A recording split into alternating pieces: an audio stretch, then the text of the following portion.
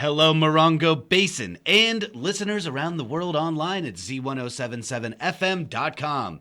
Here is the Z107.7 Local News for Wednesday, May 15th, 2024. On Sunday at around 9:30 a.m., deputies from the Morongo Basin Sheriff's Station received reports of a disturbance at a home in the 6400 block of Valley View Street in Joshua Tree. According to the sheriff's press release, deputies discovered an elderly victim inside her home with significant injuries to her face and right eye, leaving her unable to see and immobilized from her injuries. The sheriff's department says that through further investigation, they determined the victim was attacked by 35-year-old Scott Groggins, reportedly punching her several times on the right side of the head and fleeing the house before law enforcement arrived.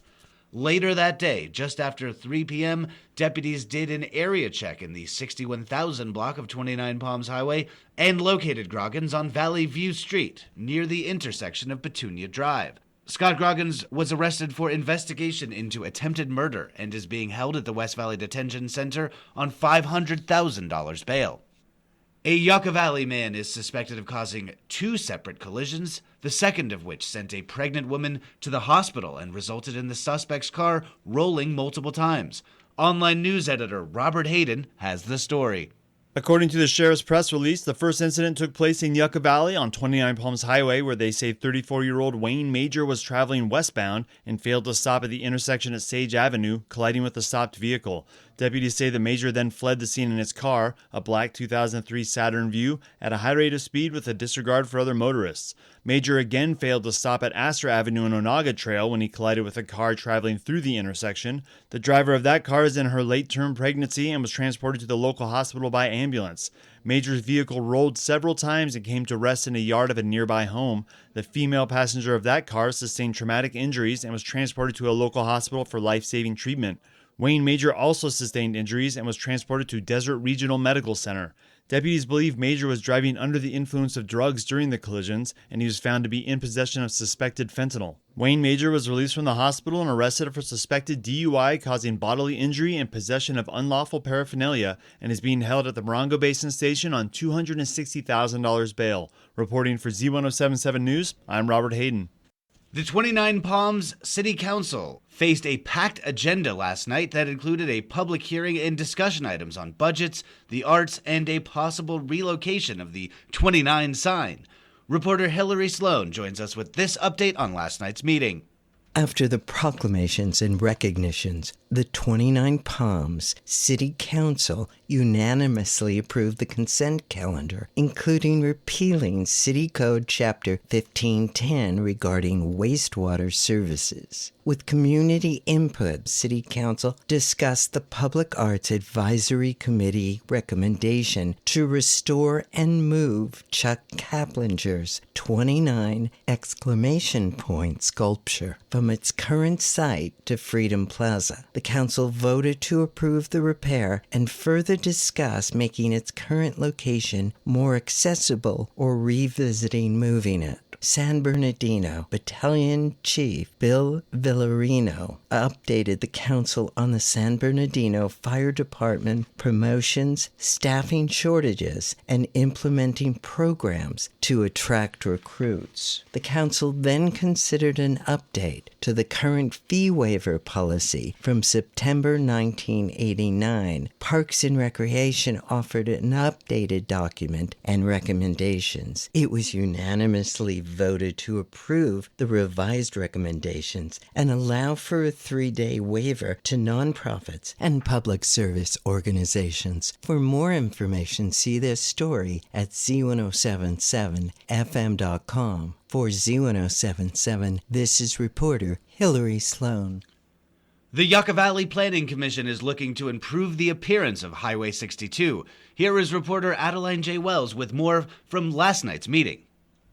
At last night's meeting, the Yucca Valley Planning Commission discussed potential standards to implement for outdoor sidewalk displays, commonly found at secondhand stores to attract attention. The Planning Commission had previously discussed ways to standardize unregulated displays at a meeting in November. Suggestions included limiting displays to a percentage of frontage space, a limit on item count, requiring a permit, and requiring the displays to be temporary. The Planning Commission provided a second round of feedback on the matter, echoing prior sentiments that the displays should be aesthetically pleasing and hold a specific purpose, such as advertising a sale or providing a seating area, rather than simply extending floor space. The presentation was one of several related to the regulation of pop-ups on Highway 62. Street vendors, food trucks, and commercial special events are on the docket for the next set of Town Council and Planning Commission meetings in Yucca Valley. The Planning Commission received the Land Development Report. Starbucks West, the Star Cafe, and the Jersey Mike's and Domino's Pizza locations are all ready to pull building permits. Field Station Joshua Tree, or the formal travel lodge, requires a series of improvements before the town will approve it for opening. The Tiny Pony has also submitted a land use compliance review to add seating and patio covers to their outdoor space.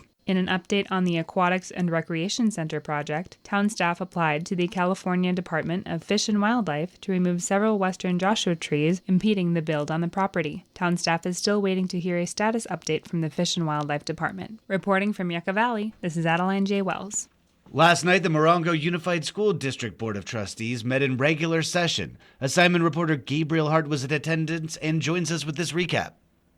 The meeting began by presenting Yucca Valley High School Nutritional Services lead Amy Takahashi with a Certificate of Appreciation, followed by No Kid Hungry representative Robin Hernandez awarding Oasis Elementary Cafeteria lead Desiree Hernandez and Brenda Baker Andrews with the School Lunch Hero Awards. Keeping with the spirit of acknowledging the district's excellence, Assistant Superintendent of Instructional Services Amy Woods recognized 29 Palms High School senior Hannah Grabeau, who earned 6th place in the Health Occupation Students of America competition in the Dental Assistant category. Stacy Smalling introduced 2 new faculty to the board, new principal of Condor Elementary, Dr. Mario Walker, and next year's assistant principal at Yucca Valley Elementary, Dr. Viviana Bravo. When it came time to approve the agenda's policy changes, board members John Cole and Christopher Clare opted to review the typically fast-track process, citing the hasty nature and lack of sufficient time to read each review item. The board engaged in a near hour-long discourse where some members suggested more workshops to discuss important policy, while other members had to keep refreshing their memory of normal protocol. As a result, 2 items were tabled for further reading: the bylaw updates for legal representation and adoption of a school bond election, despite a public workshop for the latter that already occurred. Reporting for Z107.7, this is Gabriel Hart.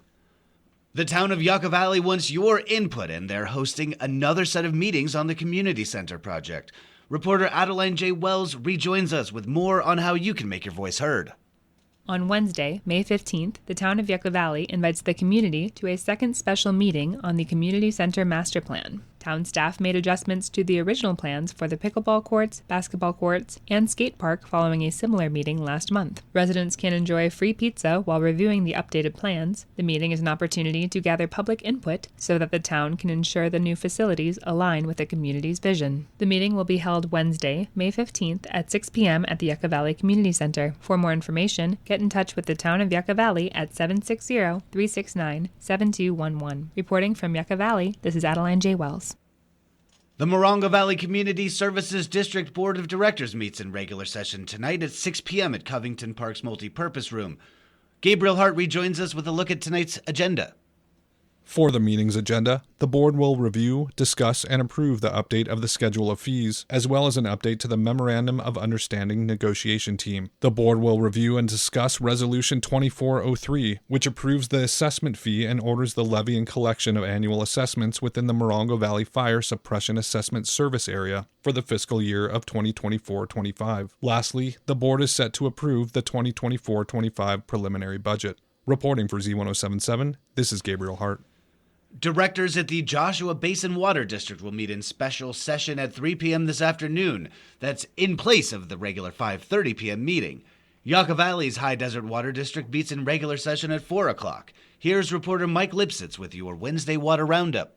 At the Joshua Basin Water District, directors will hold the second budget workshop where they'll look at the 2023-2024 revised capital budget and the 2024-2025 proposed capital budget. The meeting is at the district office on Choita Road in Joshua Tree. At the High Desert Water District, directors will hear a special presentation from Marina West, Bighorn Desert View Water Agency General Manager, on the status of water availability in Morongo Basin. Also on the agenda is a report on the 5-year strategic plan, customer bill payment fees, and more. Today's meeting takes place at the district office on the highway at Inca Trail. See this story at Z107.7fm.com for links to both agendas, which include instructions for remote attendance.